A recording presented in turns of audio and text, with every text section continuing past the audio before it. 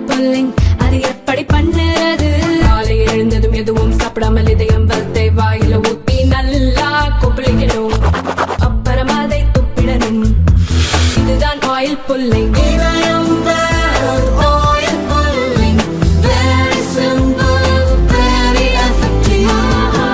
சிறிய பகுதியை கொடுத்து கனிம வளம் உள்ள பல பகுதியை எடுத்துவிட்டார் என தமிழக காங்கிரஸ் தலைவர் செல்வ பெருந்தகை பேட்டி ஒன்றில் கூறியிருந்தார். இந்த கருத்துக்கு தமிழக பாஜக தலைவர் அண்ணாமலை கண்டனம் தெரிவித்துள்ளார். 30 ஆண்டுகளில் இலங்கை அரசால் பல்லாயிரக்கணக்கான இந்திய மீனவர்கள் கைது செய்யப்பட்டுள்ளனர். இதுதான் அந்த ராஜதந்திரமா? பல 100 இந்திய மீனவர்கள் நடுக்கடலில் சுட்டுக் கொல்லப்பட்டார்களே, அதுவும் உங்கள் ராஜதந்திரம்தானா?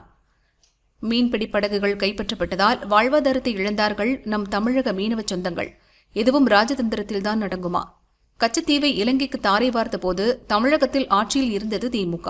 அப்போது முழு சம்மதம் தெரிவித்து தமிழக மீனவர்களுக்கு துரோகம் செய்து 50 ஆண்டுகளாக ஒவ்வொரு தேர்தலின் போதும் தமிழக மீனவர்கள் பாதுகாப்பு, தமிழர்கள் உரிமை என்றெல்லாம் நாடகமாடிக் கொண்டிருக்கிறது.